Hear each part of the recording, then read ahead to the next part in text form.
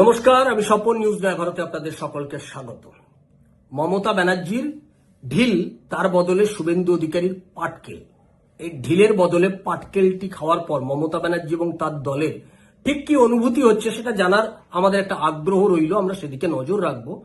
ঢিলটি মেরেছিলেন তৃণমূল কংগ্রেসের পক্ষ থেকে গত 4 দিন আগে ময়না, পূর্ব মেদিনীপুর জেলার ময়না বিধানসভা কেন্দ্র, যেখানে অশোক ডিন্ডা হচ্ছে যেখানকার ক্রিকেটার, অশোক ডিন্ডা যেখানকার বিধায়ক, বিজেপির বিধায়ক, লড়াকু, কর্মঠ, মানুষের পাশে থাকেন। সেই অশোক ডিন্ডার বিরুদ্ধে এক রাশ ক্ষোভ উগরে দিয়ে বিজেপি নেতা চন্দন মণ্ডল তিনি তৃণমূল কংগ্রেসে গেলেন। কি না, তিনি তৃণমূল কংগ্রেসে যাচ্ছেন মমতা ব্যানার্জির যে উন্নয়ন, সেই উন্নয়নের সাথী হতে তিনি যাচ্ছেন। যে চন্দন মণ্ডল এতদিন ধরে পশ্চিমবাংলায় মমতা ব্যানার্জির দুর্নীতির বিরুদ্ধে এত কথা বলতো, অভিষেক ব্যানার্জি মমতা ব্যানার্জিদের দুর্নীতির বিরুদ্ধে এত কথা বলতো, চাকরি চুরি নিয়ে যে সভা করেছে মানুষকে তৃণমূল কংগ্রেসের বিরুদ্ধে, আরজি কর থেকে শুরু করে কয়লা চুরি, চাকরি চুরি, গরু চুরি, সমস্ত ইস্যুতে যে তৃণমূলকে তোপ দাগতো, সেই চন্দন মণ্ডলের কাছে হঠাৎ তৃণমূল কংগ্রেস হয়ে গেল পবিত্র গঙ্গা।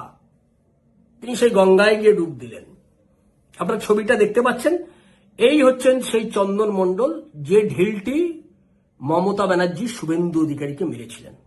আর সেই ঢিলটি মারার পর শুভেন্দু অধিকারী যে পাটকেলটি ছুড়লেন সেটা একটু আপনারা আগে দেখে নিন। পাটকেলটা কি ছুড়লেন, ভিডিওটা দেখে নিন।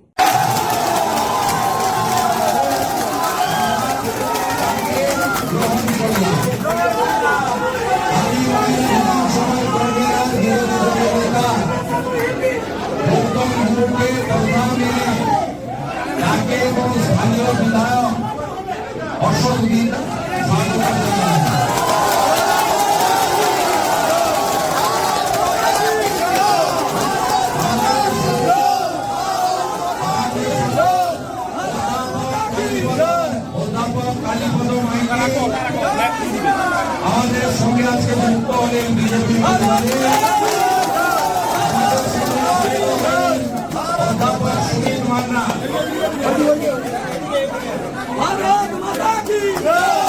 আমাদের সঙ্গে সঞ্জীব চক্রবর্তী, আমাদের সঞ্জীব নাথ ভাটিয়া,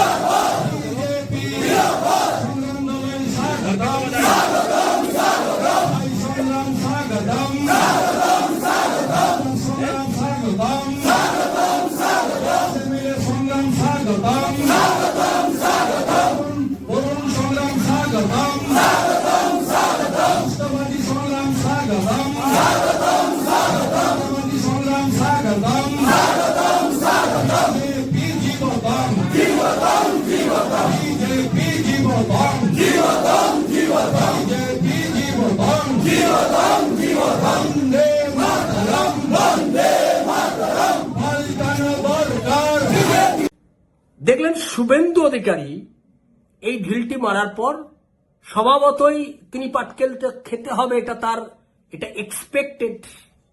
কারণ এই মুহূর্তে পশ্চিমবাংলায় মমতা ব্যানার্জিকে প্রত্যেকটা ইঞ্চিতে যিনি কাউন্টার দিতে পারেন, দেওয়ার ক্ষমতা রাখেন, তার নাম হচ্ছে শুভেন্দু অধিকারী, বিরোধী দলনেতা পশ্চিমবাংলায়। ফলে তিনি যে মমতা ব্যানার্জিকে ছাড়বেন না, এটা কিন্তু আমরা বুঝতে পারছিলাম। যে মমতা ব্যানার্জি যখন পূর্ব মেদিনীপুর জেলার ময়নাতে এই ঢিলটি ছুঁড়েছে, তখন এই ঢিলের বদলে তাকে পাটকেল খেতেই হবে। আর সেই পাটকেলটা মমতা ব্যানার্জি আজকে খেয়ে গেল।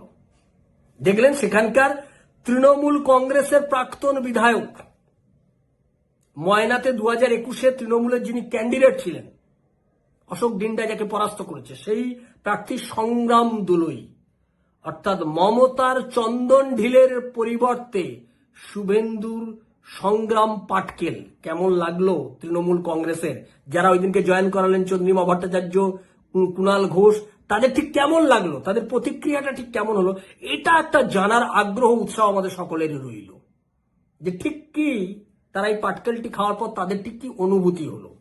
নাকের বদলে নরুন নিয়েই আপনাদের এখন সন্তুষ্ট থাকতে হবে, এটা আমরা জানি। তৃণমূল কংগ্রেসের এত দৈন্য দশা যে এই মুহূর্তে বিজেপির কর্মী ধার করে তাদের পূর্ব মেদিনীপুরের দলকে চালাতে হবে। তাদের দলে কর্মীদের উপর আর আস্থা রাখতে পারছে না তৃণমূল কংগ্রেস। বিজেপির থেকে কর্মী নিয়ে, বিজেপি যদি তৃণমূলের কাছ থেকে নেয় তাও বোঝা যায় যে বিজেপি ভাই সাংগঠনিকভাবে দুর্বল, সাংগঠনিকভাবে শক্তিশালী হওয়ার জন্য তৃণমূল কংগ্রেসের কাছ থেকে লোক নিচ্ছে। একই হাল তৃণমূল কংগ্রেসের।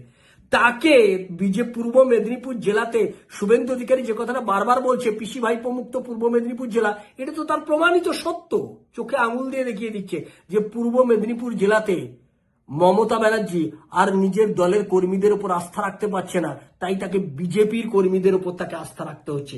আর বিজেপির কর্মীদের উপর যত আস্থা রাখার জন্য তিনি যে ঢিল মারবেন, প্রত্যেকটা ঢিলের জন্য তাকে একটা পাল্টা পাটকেল খেতে হবে। এটা যেন মমতা ব্যানার্জি আর তার দল প্রস্তুত থাকে, সেই রকমই পরিস্থিতি পূর্ব মেদিনীপুর জেলায় হয়েছে। আমরা সেদিকেই নজর রাখবো। আমরা দর্শকদেরকে বলবো এই ব্যাপারে আপনাদের কি মতামত, সেই মতামত আপনারা আমাদের কমেন্ট বক্সে লিখবেন। আর যারা আমাদের চ্যানেলটা এখনো সাবস্ক্রাইব করেননি তারা আমাদের চ্যানেলটি সাবস্ক্রাইব করবেন, শেয়ার করবেন, লাইক দেবেন। কমেন্ট বক্সে আপনাদের গুরুত্বপূর্ণ মতামতের অপেক্ষায় আমি রইলাম। আজ এই পর্যন্তই। ভালো থাকবেন, সঙ্গে থাকুন নিউজ নয়া ভারতের। নিউজ নয়া ভারত আপনার কথা বলে। নমস্কার।